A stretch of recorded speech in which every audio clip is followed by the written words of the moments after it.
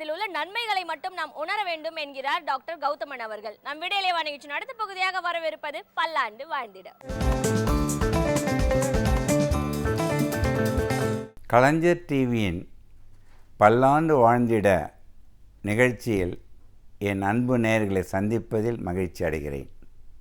நான் சொல்லப்போகின்ற எல்லா கருத்துக்களும் உங்கள் அனைவருக்கும் முன்பே தெரிந்திருக்கும் என்று எனக்கு தெரியும்.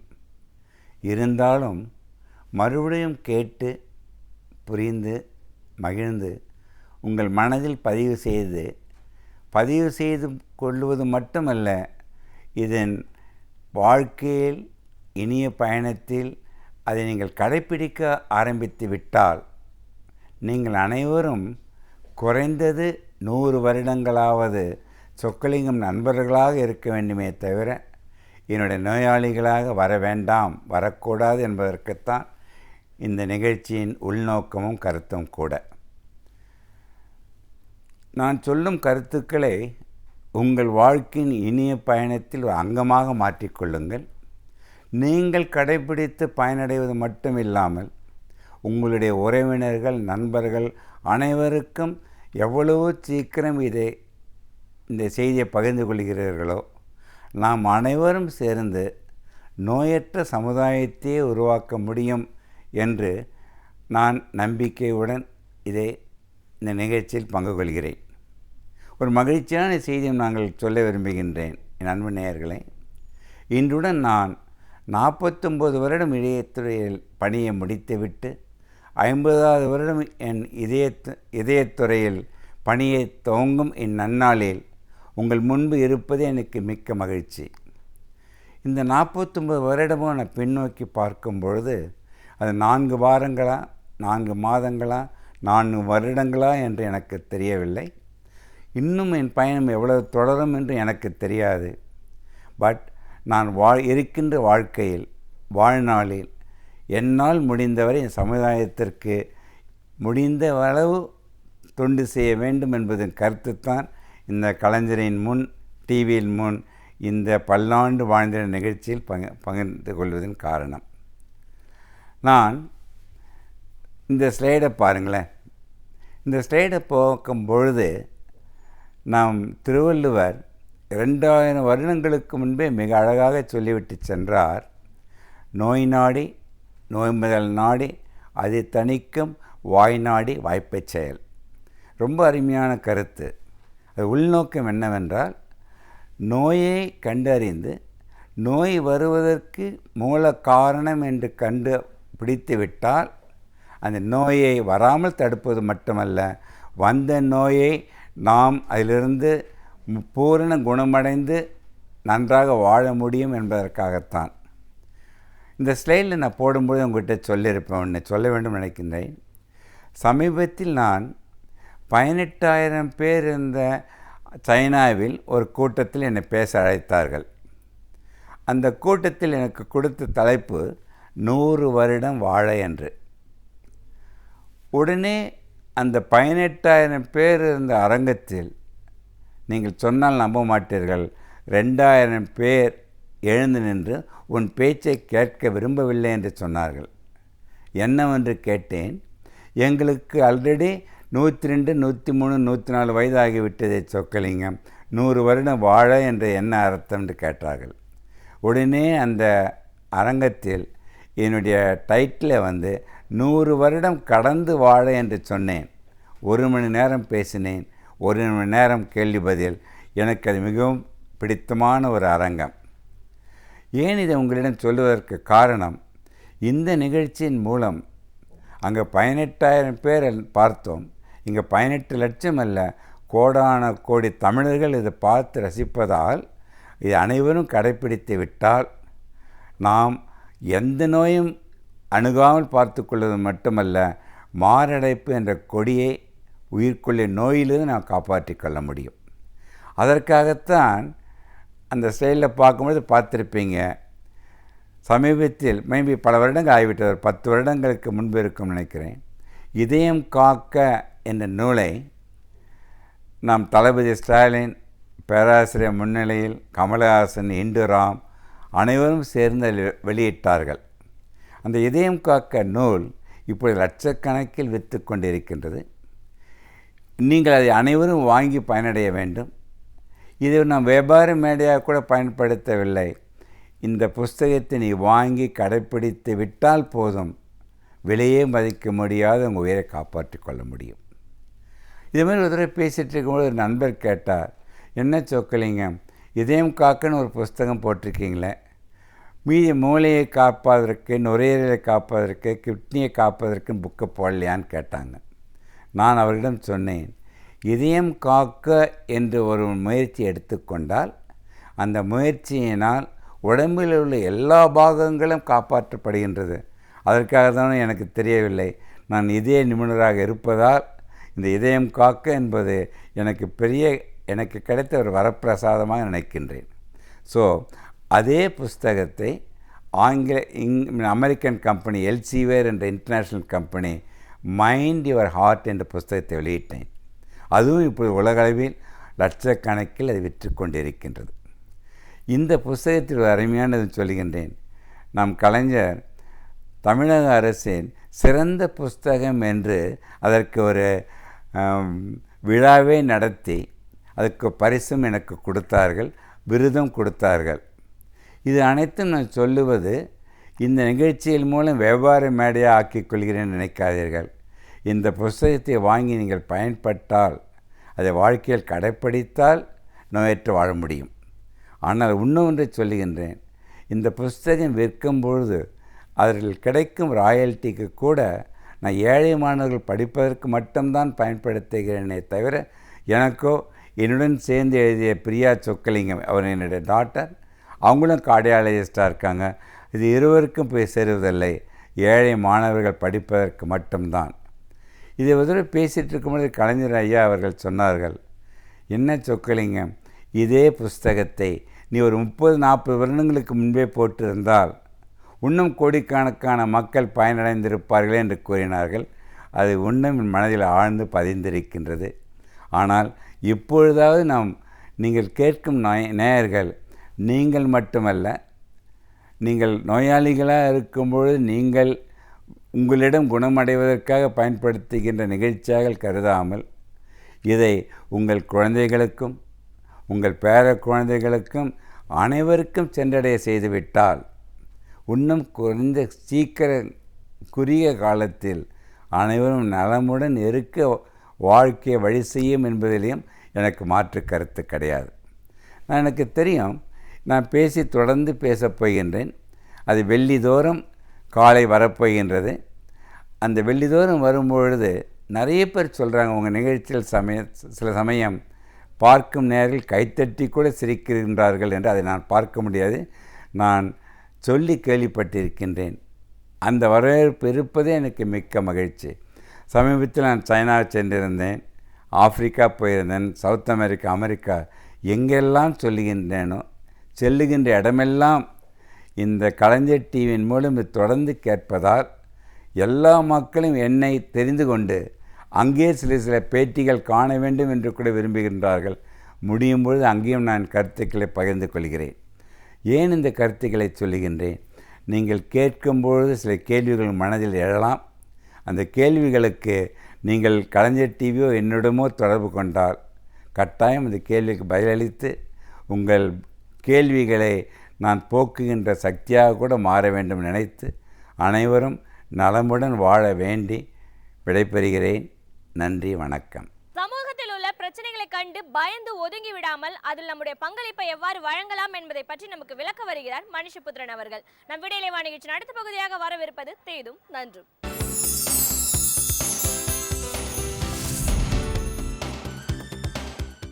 வணக்கம் நண்பர்களே, இன்னும் ஒரு இனிய காலை பொழுதில் தேதும் நன்றும் நிகழ்ச்சியில் உங்களை சந்திப்பதில் மிக்க மகிழ்ச்சி அடைகிறேன். பொதுவாக ஒரு அரசிற்கு எதிராக அல்லது ஒரு அமைச்சருக்கு எதிராக ஒரு ஊழல் குற்றச்சாட்டு வருகிற போது அந்த குற்றச்சாட்டை முறையாக விசாரித்து அவர் தவறு செய்திருந்தால் அவரை தண்டிப்பதும், அவர் தவறு செய்யவில்லை என்றால் அவருக்கான பரிகாரத்தை கொடுப்பதும் தான் ஒரு நியாயமான அரசினுடைய கடமையாக இருக்க முடியும். ஆனால் அதிமுக அரசு அப்படி செய்கிறதா என்கிற கேள்வி பல இடங்களில் பல வழக்குகளில் தொடர்ந்து ஒரு சந்தேகத்தை ஏற்படுத்தி வந்திருக்கிறது. பொதுவாக அமைச்சர்களோ அதிகாரிகளோ அல்லது அவர்களுடைய பின்னணியில் இயங்கக்கூடியவர்களோ செய்யக்கூடிய தவறுகளை கண்டிப்பது போன்ற ஒரு தோற்றத்தை அதிமுக அரசு ஏற்படுத்துகிறது. ஆனால் அதற்கு பின்னால் அந்த குற்றவாளிகளை நீதிமன்றத்தில் காப்பாற்றுவதற்கான முயற்சியையும் அதே அரசு செய்கிறது. அப்படி செய்வதன் வழியாக ஒரு இரட்டை நாடகத்தை, ஒரு இரட்டை வேடத்தை இந்த அரசு போட முயற்சிக்கிறதோ என்கிற ஒரு கேள்வி மிக ஆழமாக பலரிடமும் இருக்கிறது. அதற்கு மிகச்சிறந்த ஒரு உதாரணம் முன்னாள் அமைச்சர் அக்ரி கிருஷ்ணமூர்த்தி தொடர்பான ஒரு வழக்கு. தமிழகத்தில் பணி நியமனங்கள் தொடர்பாக மிகப்பெரிய அளவிற்கு ஊழல்களும் முறைகேடுகளும் நடைபெற்றிருக்கின்றன. கடந்த 5 ஆண்டு கால ஆட்சியில் எல்லா துறையிலும் பணி நியமனங்கள் வழங்கப்படுவதற்கு ஏராளமான பணம் லஞ்சமாக பெறப்பட்டிருக்கிறது என்பதை தொடர்ந்து வரக்கூடிய செய்திகள் நமக்கு காட்டுகின்றன. அதாவது அது போக்குவரத்து துறையாக இருக்கலாம், அல்லது வேறு வேளாண் துறையாக இருக்கலாம். இன்னும் சொல்லப்போனால் அரசு பள்ளி ஆசிரியர்கள், கல்லூரி ஆசிரியர்கள், பல்கலைக்கழக நியமனங்கள், இப்படி எந்த துறையை எடுத்துக்கொண்டாலும் ஒவ்வொரு சிறு பணிக்காகவும் லட்சக்கணக்கில் லஞ்சம் கேட்டு நிர்பந்திக்கப்பட்டிருக்கக்கூடிய செய்தி என்பது தொடர்ந்து வந்து கொண்டிருக்கிறது. அதில் பலர் பணத்தை கொடுத்து வேலையும் கிடைக்காமல் பணத்தையும் இழந்து நிற்கக்கூடிய ஒரு காட்சிகள் எல்லாம் இன்றைக்கு அரங்கேறி கொண்டிருக்கின்றன. இப்படி அரசு பதவிகளை அல்லது அரசு பணிகளை விலை கூறி விற்ற ஒரு மிகப்பெரிய ஒரு வியாபார சந்தையாக அரசு பணிகளை இந்த அரசு மாற்றியிருக்கிறது என்பதை தொடர்ந்து வரக்கூடிய செய்திகளும் அதை ஒட்டி நடக்கக்கூடிய போராட்டங்களும் நமக்கு காட்டுகின்றன. இதற்கெல்லாம் ஒரு துவக்கம், இந்த விவகாரம் வெளியே வந்ததனுடைய ஒரு ஆரம்ப புள்ளி எதுவென்று பார்த்தால் அது வேளாண் அதிகாரி முத்துக்குமாரசாமி அவர்களுடைய தற்கொலையாகும். இந்த தற்கொலை என்பது ஒட்டுமொத்தமாகவே தமிழகத்தை உலுக்கியது. இன்னும் சொல்லப்போனால் இந்த ஆட்சியில் நேர்மையான அதிகாரிகள் படக்கூடிய அவலத்தை, அல்லலை, துயரத்தை அந்த காட்சி படம் பிடித்து காட்டியது. அந்த தற்கொலை என்பது எப்படி அரசு பொறுப்புகள், அரசு பதவிகள், அரசு பணிகள் மிக மிக ஒரு அதிக விலைக்கு விற்கப்படுகிற ஒரு கொடூரமான சந்தையாக மாறியிருக்கிறது என்பதை அது வெளிச்சமிட்டு காட்டியது. வேளாண் துறையில் 7 ஓட்டுநர்களை நியமிப்பதற்காக ஒவ்வொருவருக்கும் 1.25 லட்சம் ரூபாய் வீதம் லஞ்சம் கேட்டு வேளாண் அன்றைக்கு அமைச்சராக இருந்த அக்ரி கிருஷ்ணமூர்த்தி நிர்பந்தித்தார் என்பதுதான் அந்த செய்தி.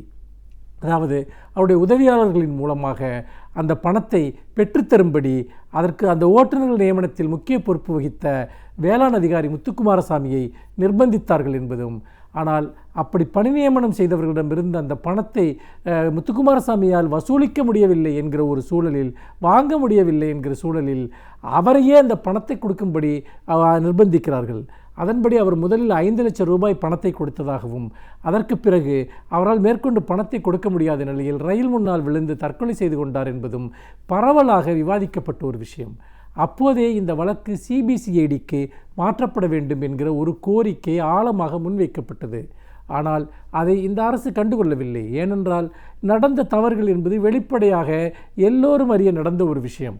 அப்படி இருக்கிற போது சிபிஐக்கு அந்த வழக்கை மாற்றுவதற்கு பதிலாக தமிழக அரசின் கட்டுப்பாட்டின் கீழ் உள்ள சிபிசிஐடி போலீசாரிடமே அந்த வழக்கை விசாரிப்பதற்கு ஒப்படைக்கிறார்கள். சிபிசிஐடி போலீசார் அந்த வழக்கை எப்படி விசாரிப்பார்கள் என்பது இதற்கு முன்பு அவர்கள் விசாரித்த பல வழக்குகளிலிருந்தே நாம் அறியலாம்.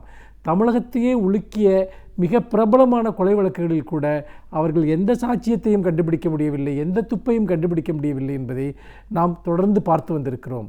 ராமஜெயம் கொலை வழக்கு நடந்து 4 ஆண்டுகளாக போகிறது. இதுவரைக்கும் எந்த விதமான ஒரு முன்னேற்றத்தையும் அந்த வழக்கில் சிபிசிஐடி போலீசார் அடையவில்லை என்பதை நீதிமன்றமே சுட்டிக்காட்டக்கூடிய ஒரு நிலை இருந்தது. அப்படி இருக்கிற போது ஒரு அமைச்சர் தொடர்பான வழக்கை அந்த அரசாங்கத்திற்கு கீழே இயங்கக்கூடிய சிபிசிஐடி போலீசார் விசாரித்தால் எந்த நியாயமும் கிடைக்காது என்பதை கலைஞர் அவர்கள் அன்றைக்கே சுட்டிக்காட்டினார். பல எதிர்க்கட்சி தலைவர்களும் கூட சுட்டிக்காட்டினார்கள். ஆனாலும் இந்த வழக்கை மூடி மறைக்க வேண்டும் என்கிற ஒரே எண்ணத்துடன் தொடர்ச்சியாக அந்த வழக்கை சிபிசிஐடி போலீசார் விசாரித்து அதன் மூலமாக அவர்கள் செய்த பலவீனமான ஆதாரங்கள், அதாவது அக்ரி கிருஷ்ணமூர்த்தி அவர்களுக்கு இதில் எந்த தொடர்பும் இல்லை என்பது போன்ற ஒரு ஆதாரங்களை அவர்கள் நீதிமன்றத்தில் தாக்கல் செய்தார்கள். அதன் அடிப்படையில் அந்த வழக்கில் இருந்து அக்ரி கிருஷ்ணமூர்த்தி இன்றைக்கு விடுவிக்கப்பட்டிருக்கிறார். அப்படி என்று சொன்னால் முத்துக்குமாரசாமியினுடைய தற்கொலைக்கு யார் காரணம்? அதற்கு பின்னால் இருந்தவர்கள் யார்? என்ன காரணத்திற்காக அவர் இறந்து போனார்? அவர் மீது அவர்களுடைய குடும்பத்தினர் உட்பட பலரும் அவர் நிர்பந்திக்கப்பட்டார் என்று முன்வைத்த அந்த சாட்சியங்களினுடைய நிலை என்ன? இப்படி பல கேள்விகள் எழுகின்றன. அப்படி இருக்கிற போது எதற்காக அக்னி கிருஷ்ணமூர்த்தி அன்றைக்கு முறையாக விசாரிக்கப்படவில்லை?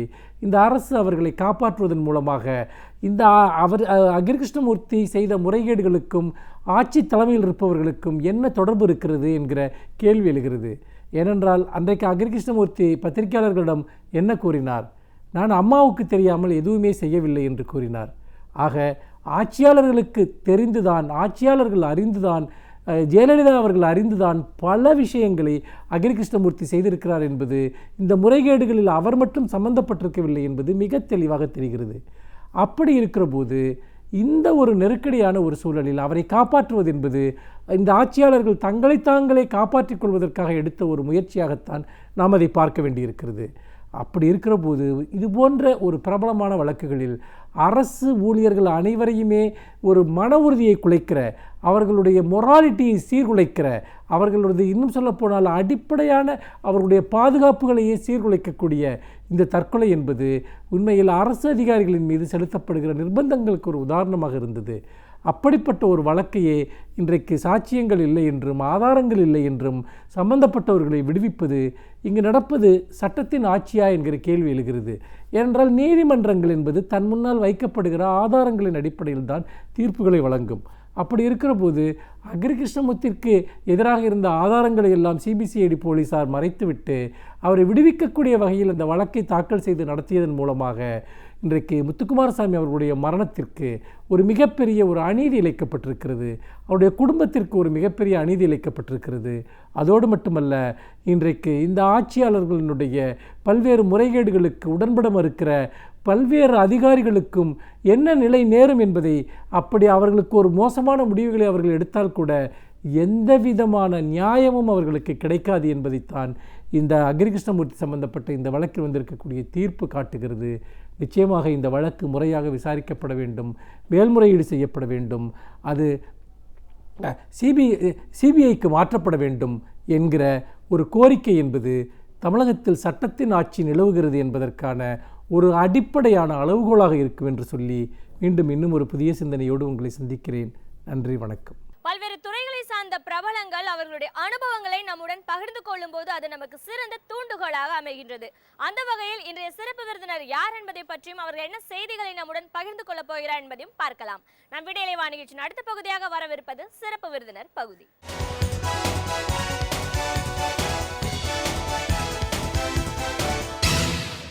வணக்கம் நேயர்களே, விடியலேவா நிகழ்ச்சியின் சிறப்பு விருந்தினருக்கான நேரம் இது.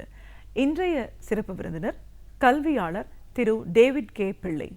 ஒரு கல்வியாளராக கல்வியோட முக்கியத்துவம் என்ன, அவசியம் என்ன, கல்லூரி வாழ்க்கை அப்படிங்கிறது ஏன் ரொம்ப முக்கியத்துவம் வாய்ந்தது, அதுவும் உயர்கல்வி அப்படின்னு வரும்போது மருத்துவ படிப்புக்கான முக்கியத்துவம் எந்த நாட்டில் எவ்வளோ தூரம் முழுமையாக நம்மளுக்கு கிடைக்குது, அதுவும் இந்திய மாணவர்களுக்கான வாய்ப்புகள்னு பார்க்கும்போது எங்கெல்லாம் இருக்குது, இப்படி பல விஷயங்களை கருத்துக்களை இன்றைக்கி நம்ம அவர்கிட்ட கேட்டு தெரிஞ்சுக்கலாம்.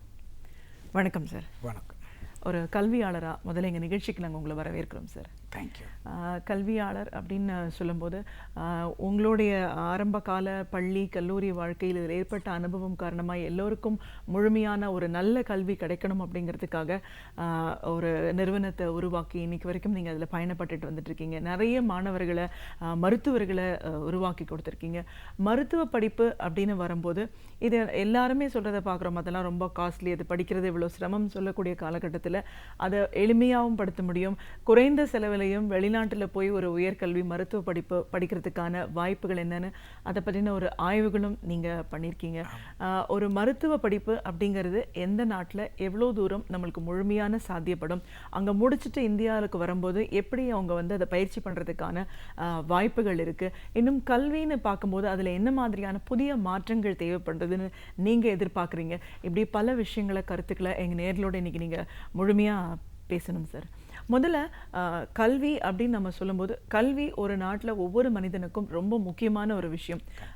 அதை எல்லாருமே வலியுறுத்தி சொல்கிறத பார்க்குறோம். ஒரு கல்வியாளர் அப்படிங்கிற முறையில் கல்வியோட முக்கியத்துவத்தை பற்றி சொல்லுங்கள். கல்வின்னு எடுத்துக்கிட்டோன்னு சொன்னால் இன்னைக்கு நம்மகிட்ட இருக்கிற ஒரு ஆயுதங்கிறது அதுதான். வறுமையை ஒழிக்கிறதுக்கும் ஒரு நாட்டை முன்னேற்றுறதுக்கும் இதை விட ஒரு ஆயுதம் வேறு இருக்க முடியாது. இன்றைக்கி இருக்கிற எல்லா பிரச்சனைகளுக்கும் இதுக்கு ஒரு விடிவு காலம் வரணும்னு சொன்னால், கல்வியை நம்ம வந்துட்டு உயர்த்தணும்னு சொன்னால், எல்லா குழந்தைங்களையும் படிக்க வச்சிட்டோன்னு சொன்னால், இது இந்த இந்த இந்த பிரச்சனைகள்லாம் ஒழிஞ்சிருங்கிறது என்னுடைய ஒரு கருத்து. இது நான் மாத்திரம் இல்லை, கல்வியாளராக இருக்கிற எல்லாருக்குமே இந்த கருத்து கண்டிப்பாக இருக்கும். ஸோ நானும் அதைத்தான் எடுத்து செஞ்சிட்ருக்குறேன். இன்றைக்கி வந்துட்டு இதில் நிறைய மாற்றங்கள் வரணும், நல்ல செய்யணும் அப்படிங்கிற ஆர்வத்தோடு இந்த கல்விங்களை நாம் செஞ்சு. கல்வி பற்றி சொல்லும்போது சார், இப்போது பள்ளி வரைக்கும் அரசாங்கமே வந்து ஒரு வித சில சலுகைகளை கொடுத்து படிக்க வைக்கிறத நம்ம பார்க்குறோம். ஆனால் உயர்கல்வி வரும்போது, கல்லூரி வாழ்க்கை அப்படின்னு வரும்போது இது எல்லாருக்கும் அவ்வளோ எளிமையாக கிடைச்சிறதில்ல. அந்த கல்லூரி படிப்பு, அந்த உயர்கல்வி ஏன் முக்கியத்துவம் வாய்ந்தது? அதாவது உயர்கல்வி தான் வந்துட்டு கடைசி அவங்களுக்கு வந்துட்டு அவங்க போய் செய்ய வேண்டிய தொழிலை நிர்ணயம் பண்ணக்கூடிய ஒரு கல்வியாக இருக்குது. ஆரம்பகால கல்விங்கிறது வந்துட்டு ஒரு பேசிக் எஜுகேஷன். பின்னாடி அவர் கல்லூரியில் போய் படித்ததுக்கு அப்புறம் தான் அவருக்கு வேலை வாய்ப்போ அல்லது வந்துட்டு அவர் தொழில் பண்ணுறதுக்கோ இதெல்லாம் இது அதிகமாக உதவியாக இருக்கிறதுனால அதுதான் ரொம்ப முக்கியமாக இருக்குது. இதில் வந்துட்டு நிறைய ஏற்றத்தாழ்வு இருக்குது. கல்விகள் எல்லா கல்விக்கூடங்களும் அல்லது உயர்நிலை கல்வியெல்லாம் ஒரே மாதிரி இல்லை. ஒரு கல்லூரி நல்ல திறமையாக செயல்படுது, இன்னொரு கல்லூரி ஓரளவுக்கு அது கீழே இறங்கி செயல்படுறதுனால ஒரு ஏற்றத்தாழ்வு இருக்கிறதுனால இதில் பிரச்சனை இருந்துகிட்ருக்குது. உயர்கல்விங்கிறது வந்துட்டு மாணவ மாணவிகளுக்கு ரொம்ப அவசியமான ஒன்று. இந்த உயர்கல்வி தான் வந்துட்டு அவங்களுடைய வாழ்க்கையை நிர்ணயம் பண்ணக்கூடிய ஒரு கல்வியாக இருக்குது. அதாவது வந்துட்டு பேசிக் எஜுகேஷனுங்க வந்துட்டு ஒரு பேசிக் நாலேஜோடு முடிஞ்சிருது. அவங்க வாழ்க்கையில் செட்டில் ஆகணும் அல்ல ஏதாவது சாதிக்கணும் அப்படின்னு சொன்னால் உயர்கல்வி ரொம்ப அவசியம். அதுக்காக வந்துட்டு உயர்கல்வி போகாதவங்கெல்லாம் சாதிக்கலை அப்படின்னு நான் சொல்கிறதுக்கு வரதில்லை. ஆனால் மெஜாரிட்டியாக பார்க்கும்போது வந்துட்டு உயர்கல்வி இன்றைக்கி மிகவும் அவசியம். இதில் கவர்மெண்ட் பல திட்டங்களை, நல்ல திட்டங்களை உயர்கல்விக்காக கொண்டு வந்திருந்தால் கூட இதில் நிறைய ஏற்றத்தாழ்வு இருக்குது. எல்லாம் ஒரே நிலையாக இருக்கிறதில்ல. சில ப்ரைவேட் கல்லூரிங்கள்லாம் ரொம்ப நல்லா செயல்படுது, சில சமயங்களில் கவர்மெண்ட் கல்லூரியும் கூட நல்லா செயல்படுது இன்றைக்கி. ஆனால் இதில் வந்துட்டு ஒரு 1000 உயர்கல்வி நிலையங்களை எடுத்துக்கிட்டோன்னு சொன்னால் எல்லாமே அதே மாதிரி செயல்படுதான்னு நம்ம சொல்ல முடியாது. இன்றைக்கி காம்படிஷன் வந்துட்டு அதிகமாக பெருகிட்டே வர்றதுனால, நான் சின்ன வயசாக இருக்கிற காலங்களில் வந்துட்டு ஒரு கல்லூரி படித்து முடித்தாலே வந்துட்டு வேலை வாய்ப்புங்கிறது கண்டிப்பாக கிடைக்கும்னு சொல்லுவாங்க. அப்புறம் நான் கொஞ்சம் முதியவராகும்போது, அதை முதியவர்னு சொல்கிற விட வாலிப வயசில் வரும்போது கூட வந்துட்டு 60-70% எடுத்தாலே கூட, கல்லூரியில் எடுத்தால் கூட அதை ஃபஸ்ட் கிளாஸ்ன்னு சொல்லி அவருக்கு கூட ஒரு இடம் இருந்தது தொழில்லையோ அல்லது வந்துட்டு வேலை வாய்ப்புலையோ. இன்றைக்கி வந்துட்டு 99% எடுத்தால் கூட அதுக்கான கேரண்டி யாரும் கொடுக்கறதில்ல. காரணம் என்னென்னு கேட்டால் காம்படிஷன் ரொம்ப அதிகமாக போயிட்டே இருக்குது. இப்போ காம்படிஷன் அதிகமாக ஆக நம்மளுடைய கல்வி நிலையங்கள் வந்துட்டு எந்த கல்வியில் அதிகம் கான்சன்ட்ரேஷன் பண்ணணும், எந்த சிலபஸை நம்ம மாற்றி அமைக்கணும், எது தேவை இருக்குது அப்படிங்கிறத வந்துட்டு நிறைய கல்லூரிகள் வந்துட்டு அதாவது சிலபஸ்லேயே அந்த பிரச்சனை இருந்துகிட்ருக்கு. இன்றைக்கி சிலபஸ் வந்துட்டு சில சமயங்களில் வந்துட்டு ஓரளவுக்கு அவுடேட்டடாக கூட தோணுது.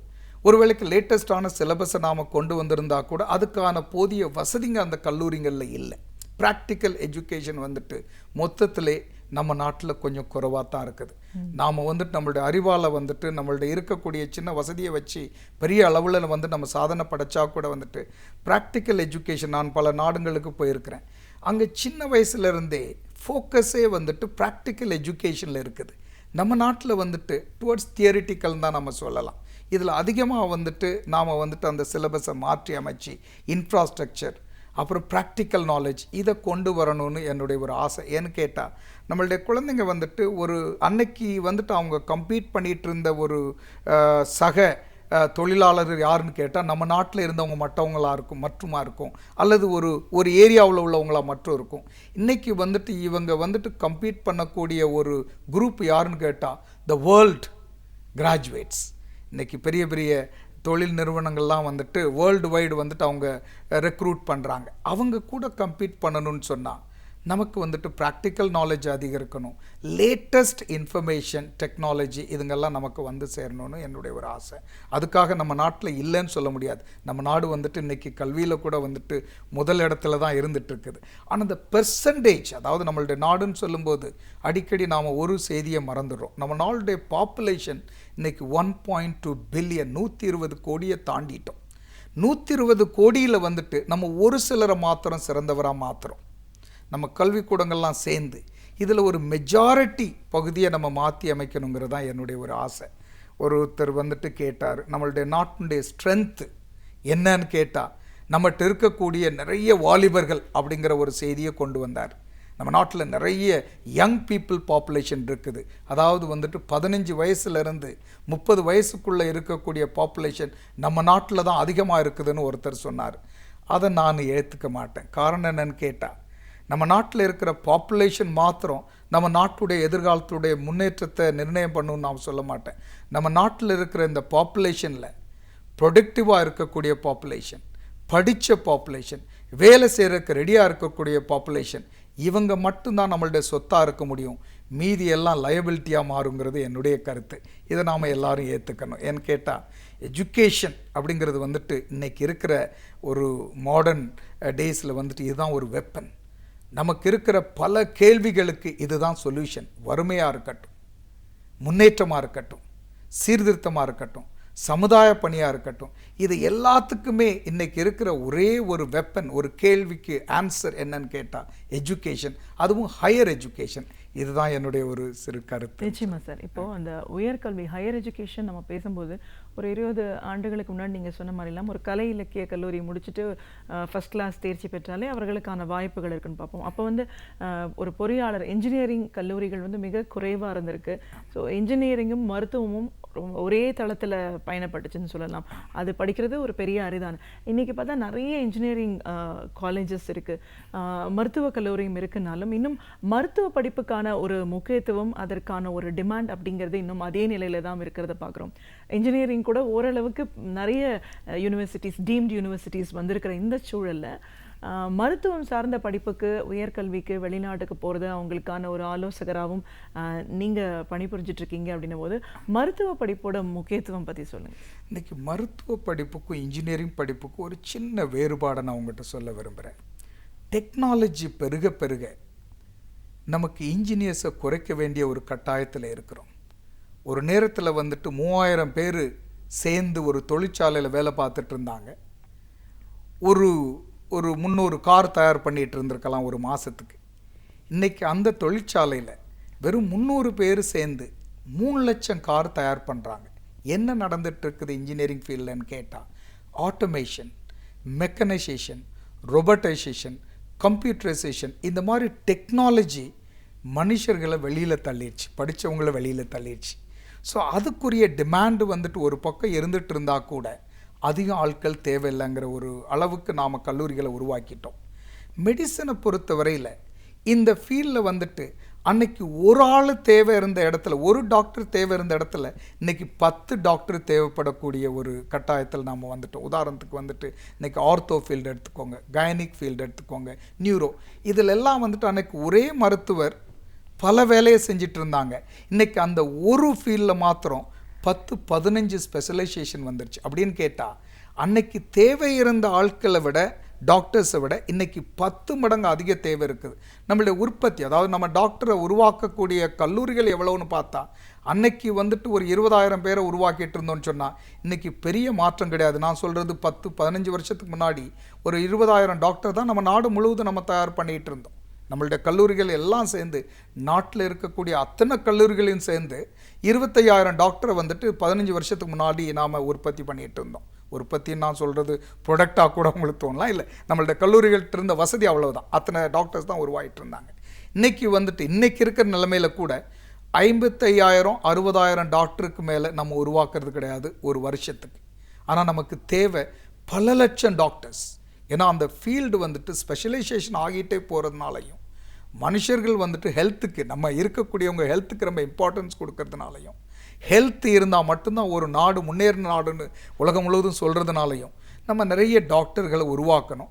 அந்த வசதி நம்ம நாட்டில் அதிகம் இருக்கிற மாதிரி எனக்கு தோணலை. அதாவது இன்றைக்கி எவ்வளவு பேர் தேவைன்னு நினைக்கிறாங்களோ அவ்வளவு இடத்துக்கு, அதாவது அவ்வளவு ஸ்டூடெண்ட்ஸுக்கு போதுமான வசதி இல்லை அப்படிங்கிறது தான் உண்மையான ஒரு கருத்து.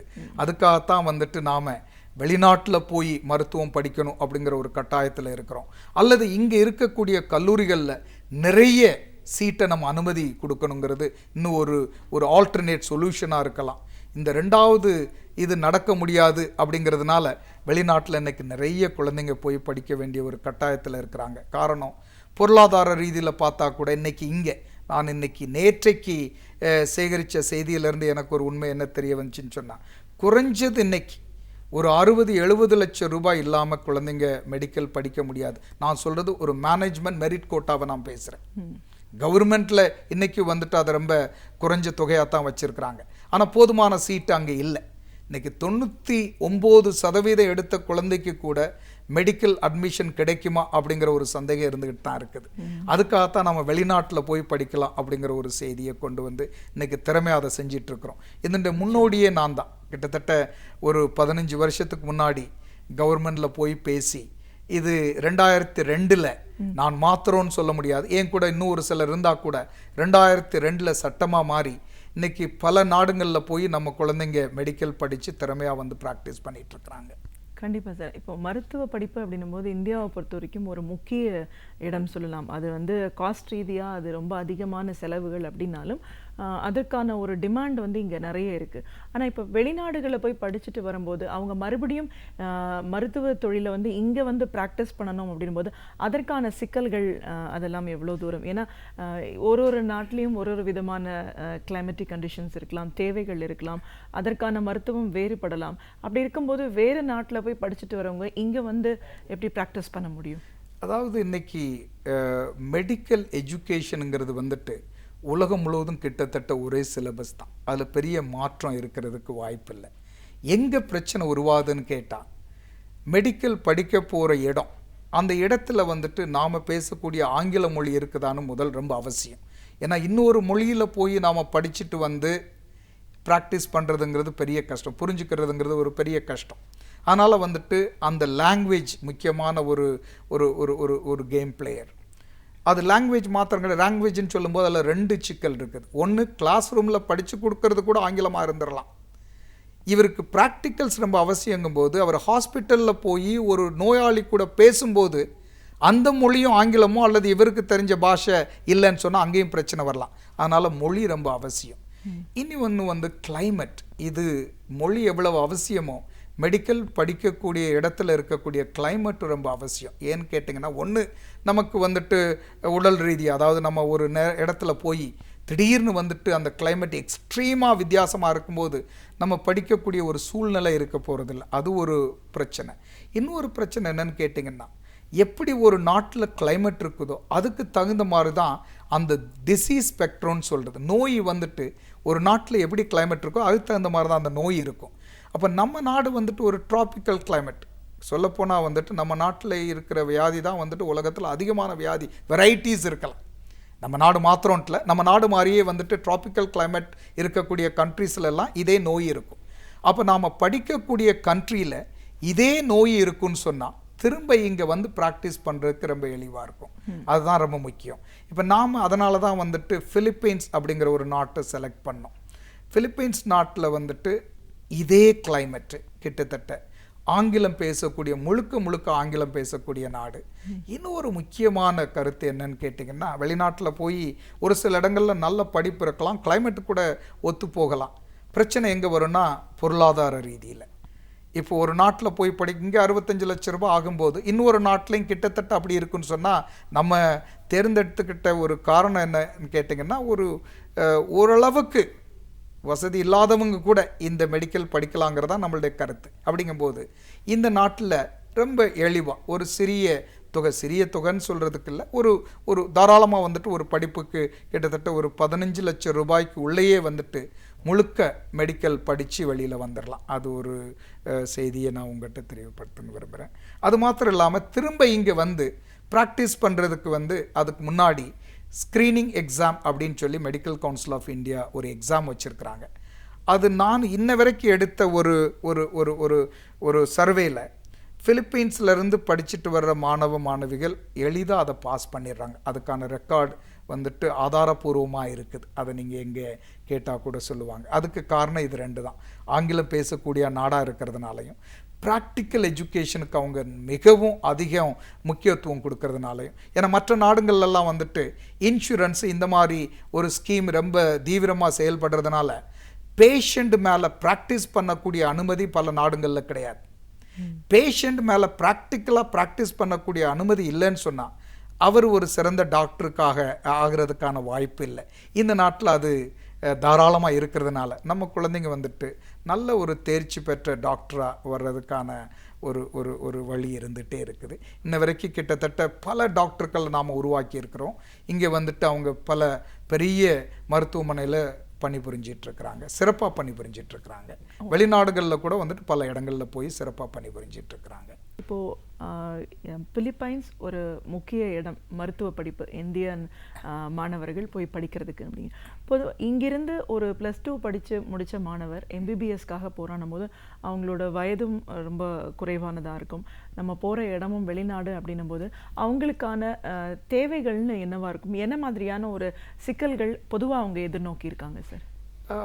இன்னைக்கு வெளிநாட்டுக்கு போகிற மாணவர்கள்னு சொல்கிறத விட பொதுவாக நான் பிலிப்பைன்ஸ் போகிற மாணவர்களை பற்றி பேசுகிறதா இருந்தால் இதில் பெரிய நடைமுறை சிக்கல் எதுவும் இருக்கிற மாதிரி தெரியலை. காரணம் என்னன்னு கேட்டிங்கன்னா, இன்றைக்கி ஈஸியாக, அதாவது நான் இங்கே இருந்து திருநெல்வேலி போய் சேரக்கூடிய நேரத்துக்கு முன்னாடியே நான் பிலிப்பைன்ஸ் போய் சேர்ந்துட முடியும். 6-7 மணி நேரத்தில் நம்மளால் அங்கே போய் சேர்ந்துட முடியும். வீசா கிடைக்கிறது வந்துட்டு ரொம்ப சுலபமாக கிடைச்சிருது. மூணாவது முக்கிய காரணம் ஏன் அங்கே குழந்தைங்க சந்தோஷமாக படிச்சிட்ருக்குறாங்கன்னு கேட்டிங்கன்னா, நிறைய நாடுகளில் வந்துட்டு பிற நாட்டுக்காரங்களை அவங்க வரவேற்கிறது கிடையாது. நான் ஒரு சில நாடுகளை குறிப்பிட விரும்புறதில்லை. நிறைய நாடுகளில் வந்து இன்றைக்கி இன்னொரு நாட்டுக்காரர் அங்கே வந்துட்டு அவங்களுடைய பொருளாதாரத்தை ஏதோ வந்துட்டு சீர்குலைக்கிற மாதிரி அவங்களுக்கு தோணும்.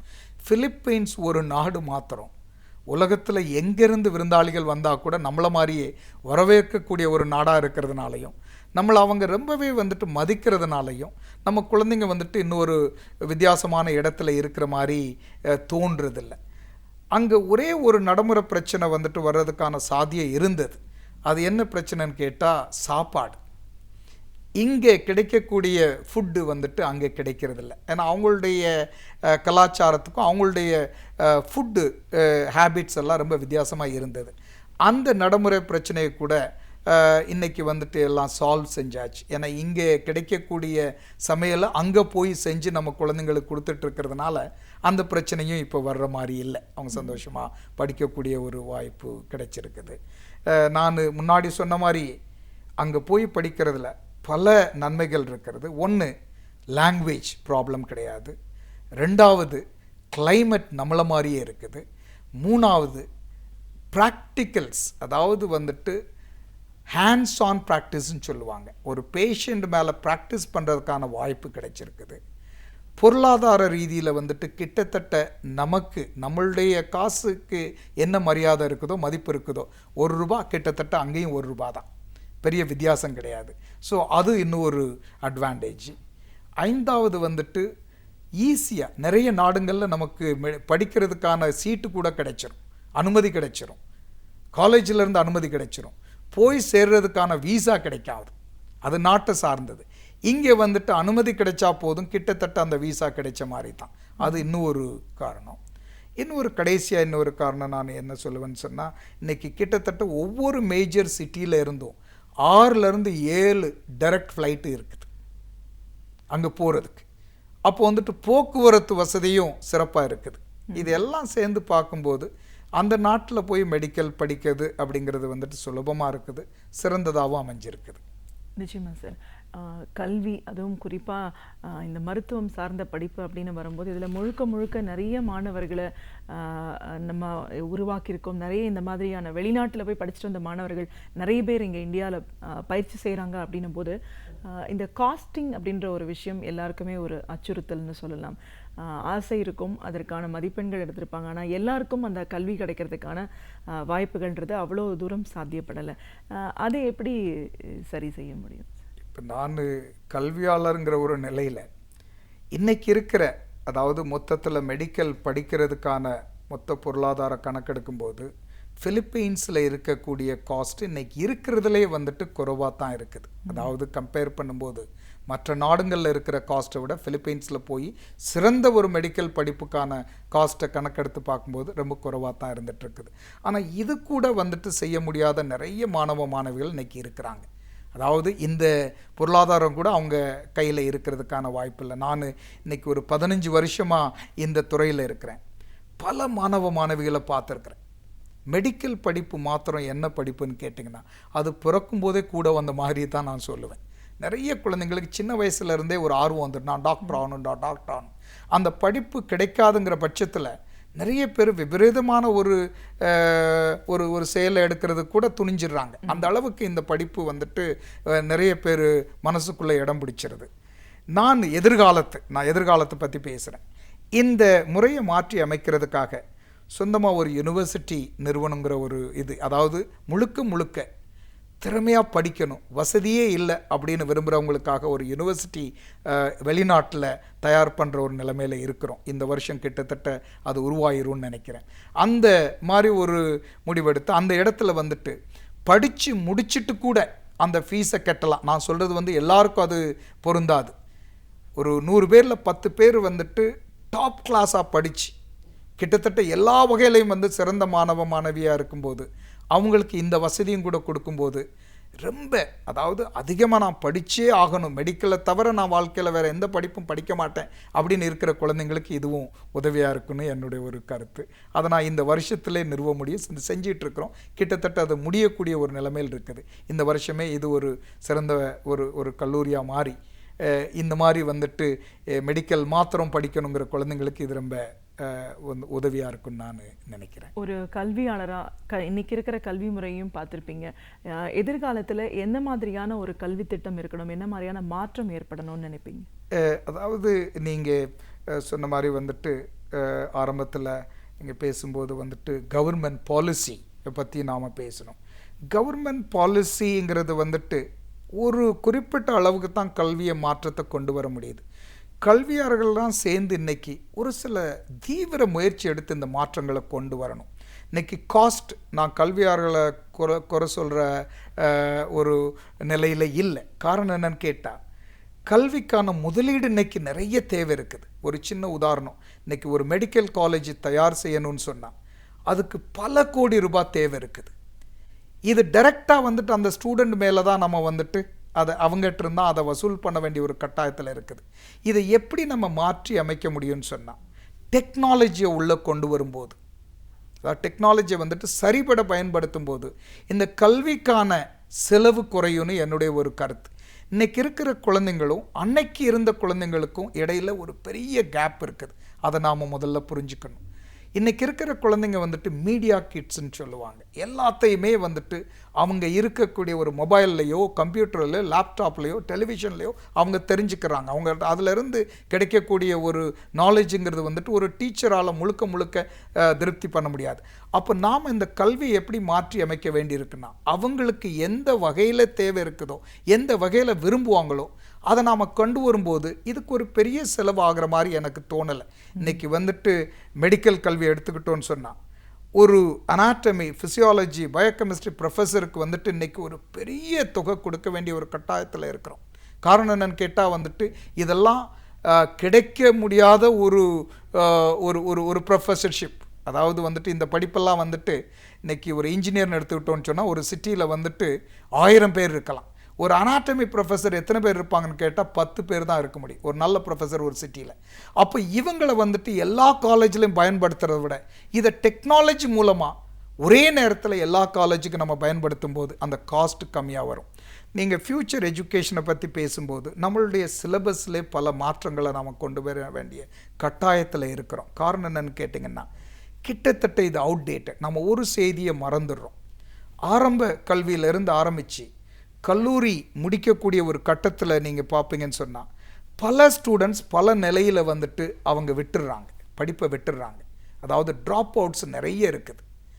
நாம் சிலபஸ் அப்படின்னு சொல்லும்போது சின்ன வயசுலேருந்தே சில சிலபஸை நம்ம மாற்றி அமைக்க வேண்டிய ஒரு கட்டாயத்தில் இருந்துகிட்ருக்குறோம். இன்றைக்கி நான் ஒரு சின்ன கருத்தை உங்கள்கிட்ட சொல்லணும்னு விரும்புகிறேன்.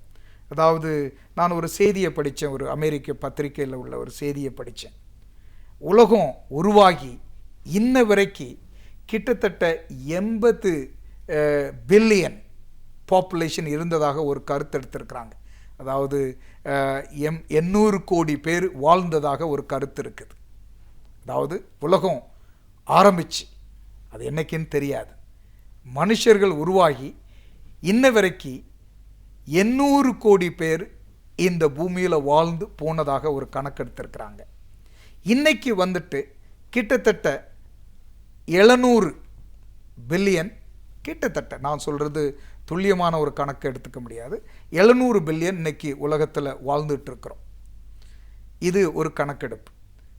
இன்னொரு கணக்கு என்ன எடுத்திருக்கிறாங்கன்னு கேட்டால், இந்த உலகம் எத்தனை பேரை கொல்ல முடியும், அதாவது வந்துட்டு இந்த உலகத்தில் எத்தனை பேர் ஒரே நேரத்தில் வாழ முடியுங்கிற ஒரு கணக்கு எடுத்திருக்கிறாங்க.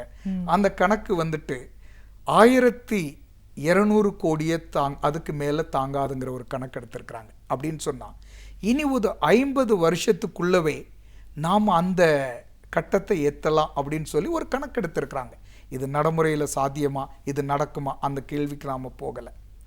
இப்போ இந்த வட்டத்தை நாம் பெருக்கணும்னு சொன்னால் அதுக்கான ஒரே ஆயுதம் கல்வி தான், படிப்பு தான். குழந்தைங்களுக்கு வந்துட்டு நாம் கல்வியில் பல சிலபஸை மாற்றி அமைக்க வேண்டிய ஒரு கட்டாயத்தில் இருக்கும். சுற்றுப்புற சூழ்நிலை இன்னைக்கு வந்துட்டு யாருமே அதை பற்றி பெரிய அக்கறை எடுத்த மாதிரி தெரியலை. கல்லூரி லெவலில் பெருசாக அதை பேசுகிறோம். இன்றைக்கி இருக்கிற காற்று, நீர், இது மாத்திரம் இல்லை, அதாவது வந்துட்டு எல்லாமே ஒரு நேரத்தில் மாசுபட்டு நமக்கு வந்துட்டு ஒரு பெரிய ஆபத்தை விளைவிக்கக்கூடிய ஒரு கட்டாயத்தில் இருந்துகிட்டு இருக்கிறோம். அதை சின்ன வயசுலேருந்தே இந்த கல்வி திட்டத்தை மாற்றி அமைக்கும்போது கண்டிப்பாக வந்துட்டு இன்னும் அதிக நாள், இன்னும் அதிகமாக இந்த உலகத்தில் வந்துட்டு மனுஷர்கள் ஜீவிக்கலாம் அப்படிங்கிற ஒரு கட்டத்தில் இருக்கிறனால ஃப்யூச்சர் எஜுகேஷன் வந்துட்டு மாடர்னைஸ் பண்ணணும். தேவை எதையோ அதை நாம் நடத்தி வரணும் அப்படிங்கிறது என்னுடைய ஒரு கருத்து. ஒரு கல்வியாளராக கல்வி அதோட அவசியம் என்ன, ஒவ்வொருத்தருக்கும் கல்வி கிடைக்க வேண்டிய கட்டாயமான சூழல் இருக்குது. கல்வி மட்டும்தான் ஒரு மனிதனை அடுத்த நிலைக்கு கொண்டு போகணும் அப்படின்னு சொல்லும்போது ஒரு கல்வியாளராக இன்றைக்கி இருக்கிற நடைமுறை கல்வி முறை எப்படி இருக்குது? இதுக்கு அப்பாற்பட்ட ஒரு மருத்துவ படிப்பு அப்படின்னு வரும்போது ஒரு ஆலோசகராக, ஒரு நிறுவனராக மருத்துவத்துக்கான வாய்ப்புகள் மற்ற நாடுகளில் எப்படி இருக்குது? அதுலேயும் குறிப்பாக பிலிப்பைன்ஸ் அப்படின்ற ஒரு நாட்டில் எவ்வளோ தூரம் முக்கியத்துவம் வாய்ந்ததாக இருக்குது? நம்ம நாட்டோட ஒப்பிட்டு பார்க்கும்போது ஒரே நிலைப்பாடு இருக்குது. அங்கிருந்து படித்து வர மாணவர்கள் இந்தியாவில் வந்து அது பயிற்சி செய்கிறதுக்கான வாய்ப்புகள் எப்படி இருக்குது, என்ன மாதிரியான ஒரு நுணுக்கங்கள்லாம் இருக்குது அப்படின்னு உங்களோட பார்வையிலையும் இன்னும் என்ன மாதிரியான மாற்றங்கள் கல்வித்துறையில் வரணும்னும் பல கருத்துக்களை எங்களோட நீங்கள் முழுமையாக பகிர்ந்ததுக்கு நன்றி. நன்றி.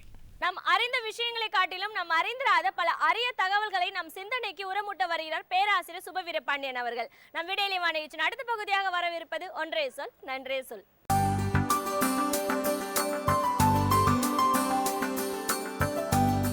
சின்ன குழந்தைகள் சேர்ந்து விளையாடுவார்கள், திடீரென்று சண்டையும் போட்டுக்கொள்வார்கள். அதனால்தான் அவர்கள் குழந்தைகள். அதுவும் அவர்கள் சண்டை போட்டுக்கொள்வதற்கும் சேர்ந்து கொள்வதற்கும் விரல்களிலேயே வைத்திருக்கிற அடையாளம். இன்றைய குழந்தைகள் மட்டுமில்லை, நேற்றைக்கு நாமும் குழந்தைகளாக இருந்தபோது நம்மிடத்தில் அந்த பழக்கம் உண்டு. திடீரென்று 2 விரலை இப்படி காட்டினால் காய் என்று சொன்னால் சண்டை என்று பொருள், இந்த விரலை காட்டினால் பழம் என்று பொருள். இந்த காயும் பழமும் காலகாலமாக குழந்தைகள் மத்தியிலே இருந்து வருகின்ற ஒரு நடைமுறை. அண்மையில் என்னுடைய நண்பர் மருத்துவர் முத்தையா அவர்கள் ஒரு குறுஞ்செய்தியை அனுப்பியிருந்தார். கவனித்தீர்களா? பிள்ளைகள் நட்பையும் பகையையும் வெறும் விரல்களில் வைத்திருக்கிறார்கள், நாம் தான் மனங்களில் வைத்திருக்கிறோம் என்று அவர் அனுப்பியிருந்தார். இது ஒரு சின்ன செய்திதான், ஆனால் எண்ணி பார்த்தால் இதற்குள் வாழ்வதற்கான வழிமுறை ஒன்று நமக்கு சொல்லப்பட்டிருக்கிறது. அவர்கள் நட்பையும் பகையையும் விரல்களில் வைத்திருக்கிறார்கள் என்றால் அந்த நட்பும் பகையும் விரலில் தொடங்கி விரலிலேயே முடிந்து போய்விடுகிறது. அந்த சண்டைக்காக இப்படி காட்டினாலும் அடுத்த நிமிடமே அது முடிந்து போய்விடும். காரணம், விரல்களை தாண்டி தோள்களின் வழியாய் அவை இதயத்திற்கு போய் சேருவதில்லை, மூளைக்கு போய் சேருவதில்லை. பிள்ளைகளுக்கு அது விளையாட்டு எப்படியோ அப்படித்தான் சண்டையும். இந்த நிமிடம் கூடிக்கொள்வதும் மறு நிமிடம் பிரிந்து கொள்வதும், சண்டை போட்டு கொள்ளுகிற குழந்தைகள் சேர்ந்து கொள்வதுமாக அவர்கள் இதனை வெறும் விரல்களில் வைத்திருக்கிறார்கள். வளர்ந்துவிட்ட மனிதர்கள்தான் மனங்களில் வைத்து கொள்ளுகிறார்கள் என்கிற அந்த செய்தி நாம் ஒவ்வொருவரும் உணர்ந்து பார்க்க வேண்டிய ஒன்றாக இருந்தது. இதனைத்தான் டால்ஸ்டாய் அவர்கள் ஒரு சிறுகதையின் மூலம் விளக்கியிருப்பார். அந்த கதைக்கு ஆங்கிலத்திலே மிக நீளமான பெயர், தமிழிலே பிஞ்சுகள் என்னும் பெயரில் மொழிபெயர்க்கப்பட்டிருக்கிறது. அந்த கதையும் கூட நாம் ஒவ்வொருவரும் அறிந்து கொள்ள வேண்டிய ஒரு கதையாக இருக்கிறது. 2 சின்ன குழந்தைகள் விளையாடி கொண்டிருப்பார்கள். திடீரென்று சண்டை வரும். ஒரு குழந்தை இன்னொரு குழந்தையை அடித்து விடும். அடி வாங்கிய குழந்தை அழுது கொண்டே போகும். அந்த குழந்தையின் அண்ணன் பக்கத்திலே இருப்பான். அவன் வந்த வேகத்திலேயே இந்த குழந்தையை அறைந்து விடுவான். பிறகு இந்த குழந்தை அழுது கொண்டு போய் இன்னொருவரை அழைத்து கொண்டு வரும். இவர்கள் ஒருவர் அவர்கள் ஒருவர் என்று ஒவ்வொருவராக மாறி மாறி வந்து இந்த குழந்தையினுடைய தாய் தந்தை, அந்த குழந்தையினுடைய தாய் தந்தை. நம்முடைய நாட்டுச் சூழலிலே சொல்ல வேண்டுமானால் இப்படி ஒரு நிகழ்ச்சி வருகிற போது இந்த தெருவில் இருக்கிறவர்கள், பிறகு அந்த தெருவில் இருக்கிறவர்கள், அதனையும் தாண்டி இந்த குழந்தையினுடைய சாதி சண்டை, அந்த குழந்தையினுடைய சாதி சண்டை, மதம் அனைத்தும் அந்த இடத்திலே வந்து சேரும். இப்படித்தான் டால்ஸ்டாய் எழுதியிருக்கிற கதையிலையும் பெரியவர்கள் எல்லோரும் சுற்றி சூட நின்று கொண்டு ஒருவரோடு ஒருவர் சண்டை போட்டு கொண்டிருக்கிறார்கள். சண்டை போடுகிற போது ஒருவன் சொல்லுகிறான், முதல்ல எதுக்காக சண்டை, ஏன் அந்த பையன் அடித்தான்னு கேட்கலாம் என்று சொல்லிவிட்டு எங்கே அந்த பசங்க என்று கேட்டால் அந்த 2 குழந்தைகளையும் காணவில்லை. ஒரு பெரும் கூட்டமாக நின்று இவர்கள் மோதி கொள்ளுகிறார்கள். அந்த குழந்தைகளை தேடுகிற போது அந்த குழந்தைகள் இவர்களை விட்டு பிரிந்து சற்று தூரத்தில் 2 குழந்தைகளும் விளையாடி கொண்டிருக்கிற காட்சியை காட்டி டால்ஸ்டாய் அந்த கதையை நிறைவு செய்வார். எந்த குழந்தைகளுக்காக இவர்கள் சண்டை போட்டுக் கொள்கிறார்களோ அந்த 2 குழந்தைகளும் தொலைவில் மறுபடியும் விளையாடி கொண்டிருக்கிறார்கள். எனக்கென்னவோ அந்த கதையை படிக்கிற போது வளர்ந்தவர்களை பார்த்து ஏன் முட்டாள்களே என்று டால்ஸ்டாய் சொல்லுவதைப் போல இருக்கும். இந்த குழந்தைகளின் சண்டைக்காகவா நீங்கள் இத்தனை பேர் கூடி நிற்கிறீர்கள்? அவர்கள் அந்த நிமிடத்திலேயே அதை மறந்து போய் மறுபடியும் விளையாடி கொண்டிருக்கிறார்கள் பாருங்கள் என்று அவர் காட்டுவார். நமக்குள்ளே ஒரு பழக்கம் உண்டு, அதுவும் நம்முடைய நாட்டிலே அது மிகுதியாக உண்டு. சில பேர் பரம்பரை பகை என்று சொல்லுவார்கள். என்ன அது பரம்பரை பகை? எங்கள் தாத்தா காலத்துலேயும் அவங்க தாத்தா காலத்துலேயும் ஏற்பட்ட பகை, நாங்கள் ஒருத்தரோட ஒருத்தர் பேசிக்கிறது இல்லையம்மா. 2 தாத்தாக்கள் காலத்திலேயும் அப்படி என்ன பகை ஏற்பட்டது? அது என்ன சிக்கல்? அதை ஏன் தீர்க்க முடியவில்லை என்கிற கேள்விகளை கேட்டு, சரி அது எப்படி பகை தொடங்கியது என்று கேட்டால் மிக பலர் சொல்லுகிற விடை என்னவாக இருக்கும் தெரியுமா? அது என்ன என்று எங்களுக்கு தெரியாது, எங்கள் தாத்தா காலத்துலேருந்து அந்த குடும்பத்தில் பேசக்கூடாதுன்னு சொல்லியிருக்கிறாங்க, அந்த குடும்பத்தில் இருக்கவங்க எங்களோட பேசுவதில்லை. எதற்காக பகை என்று தெரியாமலேயே பகை கொள்ளுகிற மூடத்தனத்தை நாம் என்ன சொல்லுவது? எவ்வளவு படிப்பு, கல்வி, அறிவு எல்லாம் வளர்ந்ததற்கு பிறகும் இப்படி காரணமே தெரியாமல் உறவுகளை பகைத்து கொள்ளுகிற மனிதர்களாகத்தான் இன்றைக்கும் நாம் இருக்கிறோம். அதற்கு என்ன காரணம் என்றால் உறவுகளின் அருமையை, நட்பின் அருமையை அறியாதவர்களாகவே நாம் இருக்கிறோம் என்பதுதான். பகை என்பதும் முரண் என்பதும் உலகத்தில் இல்லாத ஒன்று இல்லை, இல்லாமல் இருக்கவும் முடியாது. நம்முடைய கருத்தையே உலகம் முழுவதும் ஒப்புக்கொள்ள வேண்டும் என்று கருதுவதை விட ஒரு மிகப்பெரிய மூடத்தனம் வேறொன்றும் இருக்க முடியாது. எனவே கருத்துகள் மாறுபடலாம், அல்லது அவருடைய போக்குகள் நமக்கு உடன்பாடு இல்லாமல் இருக்கலாம். சிலருடைய பேச்சு, சிலருடைய செயல் நம்மை காயப்படுத்தும். விலகி நிற்பது வேறு, பகையாக கருதி எப்போது பாயலாம் என்று காத்திருப்பது வேறு. விலகி போனதற்கு பிறகும் கூட மாற்றங்கள் வரும் என்பதை நாம் உணர வேண்டும். மாற்றங்கள் நமக்குள்ளும் வரும், மாற்றங்கள் மற்றவர்களுக்குள்ளும் வரும். மாற்றம் ஒன்றுதான் மாறாதது, அத்தனை பேரும் மாறிக்கொண்டிருக்கிறோம், மாறிக்கொண்டே இருப்போம். ஆகையினாலே நேற்றைக்கு நாம் பார்த்த அதே மனிதன்தான் இன்றைக்கும் அவன் என்று கருத வேண்டியதில்லை. அங்கேயும் சில மாற்றங்கள் வந்திருக்கலாம். எனவே காலப்போக்கில் பகையை மறந்து மறுபடியும் கூடிக்கொள்ளுகிற இயல்பு வர வேண்டும். அதை எங்கே இருந்து கற்றுக்கொள்வது? நீ அதற்காக நூல்களை தேட வேண்டாம், ஞானிகளிடம் போக வேண்டாம், ஒவ்வொரு வீட்டிலும் இருக்கிற குழந்தைகளிடமிருந்து கற்றுக்கொள்ளுங்கள் என்பதுதான் இந்த குறுஞ்செய்தியும் அந்த டால்ஸ்டாயின் கதையும். குழந்தைகளிடமிருந்து கற்றுக்கொள்வதற்கு நமக்கு ஏராளமாக இருக்கிறது. நம்மில் பலர் என்ன கருதுகிறோம் என்றால், நாம் தான் குழந்தைகளுக்கு எல்லாவற்றையும் கற்றுக் கொடுக்கிறோம் என்று கருதுகிறோம். நாம் குழந்தைகளுக்கு கற்றுக் கொடுப்பதும் உண்டு, குழந்தைகளிடமிருந்து கற்றுக்கொள்ள வேண்டியதும் உண்டு என்பதை பல நேரங்களிலே மறந்து போகிறோம். குழந்தைகளிடமிருந்து கற்றுக்கொள்வதற்கு இருக்கிற ஒரு மிகப்பெரிய செய்தி என்னென்றால், ஒரு ஈரானிய திரைப்பட இயக்குனர் சொல்லுவதைப் போல குழந்தைகளின் பெரும் பெருமை எங்கே அடங்கியிருக்கிறது தெரியுமா? அவர்கள் மட்டும்தான் நிகழ்காலத்தில் வாழ்கிறார்கள் என்று சொல்லுவார். நாம் இங்கே அமர்ந்திருக்கிற போது 10 ஆண்டுகளுக்கு முன்னால் நடந்ததை பற்றி நினைத்து கொண்டிருக்கிறோம், அல்லது இன்னும் 10 ஆண்டுகளுக்கு பிறகு என்ன நடக்கும் என்று கனவு கண்டு கொண்டிருக்கிறோம். பிள்ளைகளுக்கு நேற்றை பற்றிய கவலையும் இல்லை, நாளை பற்றிய அச்சமும் இல்லை. அவர்கள் இன்றைக்கு அவர்களாக வாழ்ந்து கொண்டிருக்கிறார்கள். நிகழ்காலத்தினுடைய செல்வர்கள் அவர்கள்தான் நிகழ்காலத்திலே வாழ்கிறார்கள். கடற்கரைக்கு போனால் விளையாடுகிறார்கள், திரைப்படத்திற்கு போனால் பார்க்கிறார்கள், பேருந்துகளில் ஏற்றினால் பயணம் செய்கிறார்கள். நாம் கடற்கரையிலே அமர்ந்து கொண்டு வேறு கல்லூரி அலுவலக வேலைகளை எண்ணி பார்க்கிறோம். பேருந்திலே பயணம் செய்யும்போது வீட்டிலே நடந்தவைகளை எண்ணி பார்க்கிறோம். நாம் எங்கே இருக்கிறோமோ அங்கே வாழ்வதில்லை. பிள்ளைகள் எங்கே இருக்கிறார்களோ அங்கே வாழ்கிறார்கள். எந்த காலத்தில் இருக்கிறார்களோ அந்த காலத்தில் வாழ்கிறார்கள். கற்றுக்கொள்ளுங்கள் பிள்ளைகளிடமிருந்து என்று அந்த இயக்குனர் சொல்லுவார். இதைத்தான் இந்த செய்தியும் நமக்கு சொல்லுகிறது. இனியேனும் பிள்ளைகளிடமிருந்து கற்போம். நட்பையும் பகையையும் விரல்களோடு விட்டு விடுவோம். மனங்களுக்கு கொண்டு செல்வதில்லை என்று முடிவெடுப்பதற்கு இந்த குறுஞ்செய்தி பெரும் பயனை நமக்கு தருகிறது. மனதை தெளிவாக வைத்திருந்தால் தான் நம் வாழ்வும் சிறப்பாக அமையும். அந்த வகையில் மனதை எவ்வாறு தெளிவாக வைத்திருக்கலாம் என்பதை பற்றி நமக்கு விளக்க வருகிறார் டாக்டர் நம்பி அவர்கள். நம் விடையிலே நிகழ்ச்சி நிறைவு பகுதியாக வரவிருப்பது மனமே மனமே.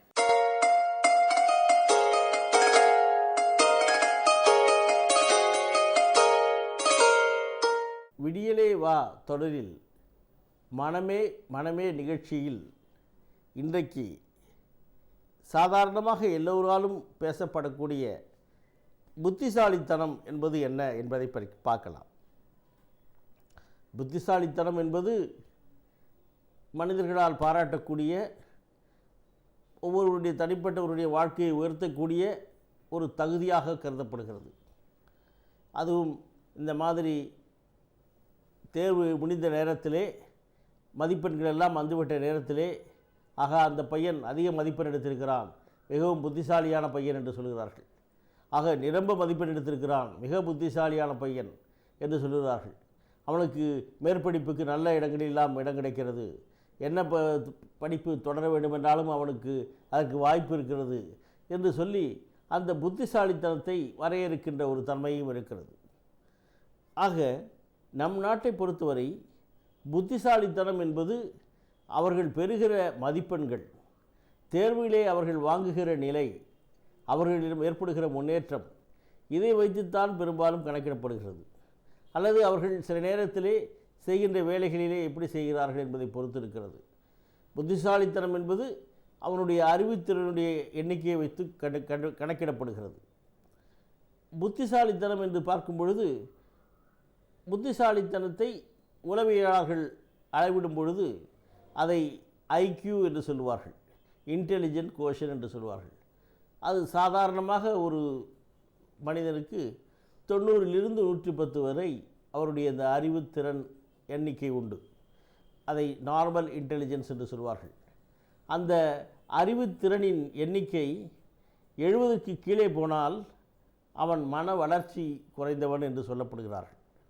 120 130க்கு மேலே அந்த அறிவுத்திறன் எண்ணிக்கை, அதாவது அவனுடைய ஐக்யூ என்று சொல்லப்படுகிற இன்டெலிஜென்ட் கோஷன் இருந்துவிட்டால் அவனை அதிமேதாவி அல்லது ஜீனியஸ் என்று கூறுகிறார்கள்.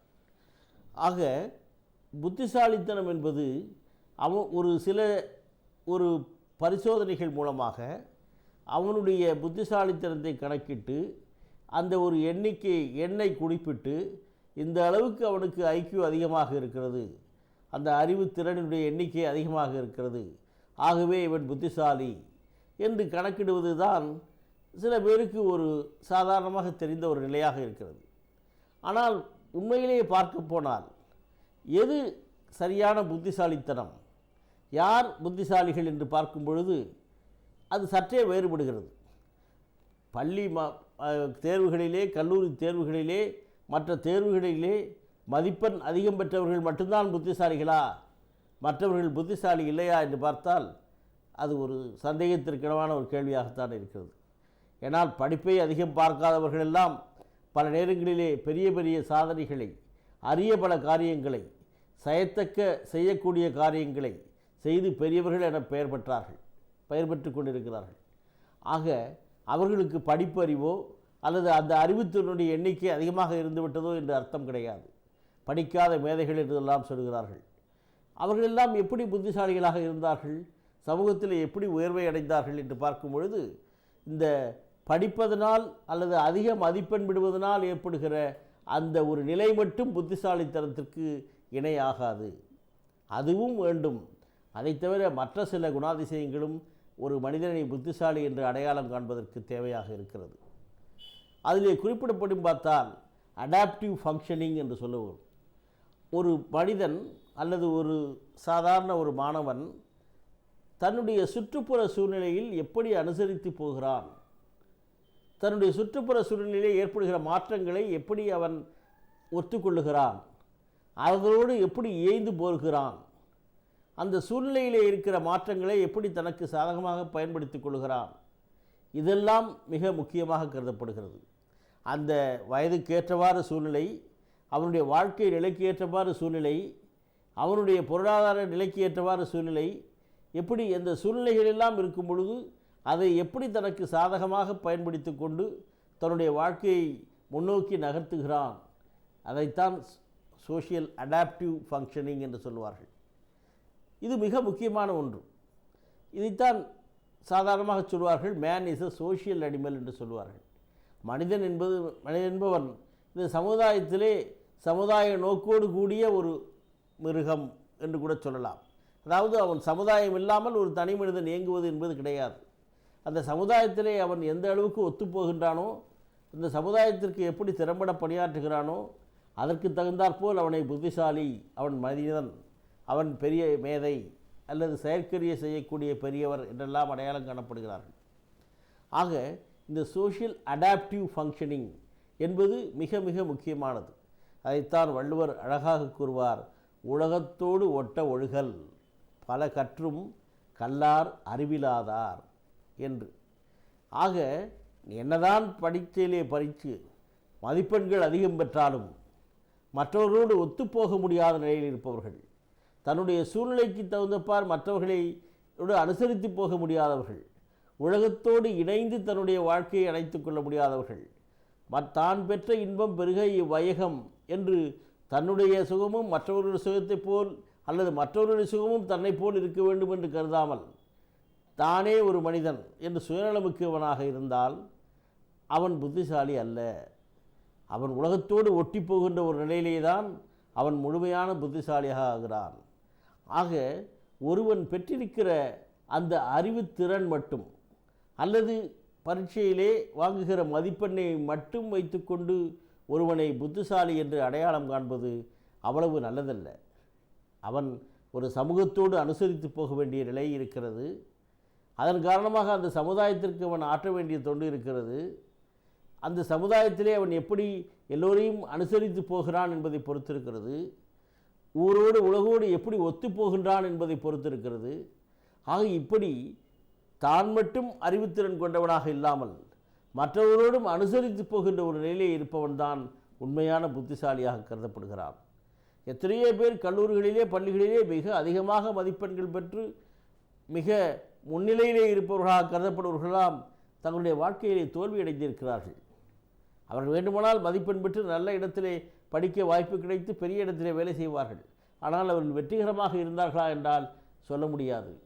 படிக்காத சில பேரெல்லாம் தங்களுடைய அனுசரித்து போகின்ற தன்மையினால், உலகத்தோடு ஒத்துப்போகின்ற தன்மையினால், உலகத்தை புரிந்து கொள்கிற தன்மையினால் அவர்கள் வெற்றி பெற்றவர்களாக கருதப்படுவார்கள்.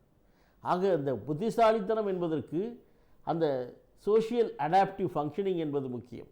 அதே போல் தன்னுடைய உணர்வுகளை தன்னுடைய கட்டுக்குள் வைத்திருக்க வேண்டிய ஒரு நிலை, உணர்ச்சிகளை சரியான வெளிப்படுத்துகின்ற ஒரு நிலை மனிதனுக்கு எமோஷனல் கண்ட்ரோல் என்று சொல்லுவோம்.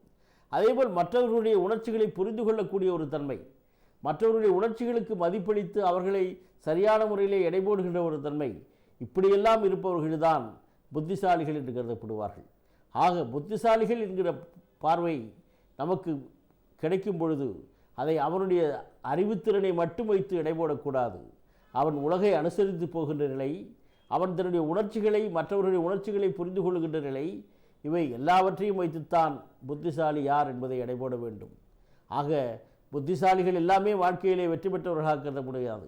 அந்த காலத்திலே சந்திரபாபு பாடியது போல், புத்தி பெற்ற மனிதரெல்லாம் வெற்றிசாலியே இல்லை, வெற்றி பெற்ற மனிதரெல்லாம் புத்திசாலி இல்லை என்பதைப் போல எல்லா புத்திசாலிகளும் வெற்றி பெறப் போவதில்லை, வெற்றி பெற்ற மனிதர்கள் எல்லாமே புத்திசாலி என்று கருதிவிட முடியாது. இதை புரிந்து கொள்ளுதல் மிக அவசியம்.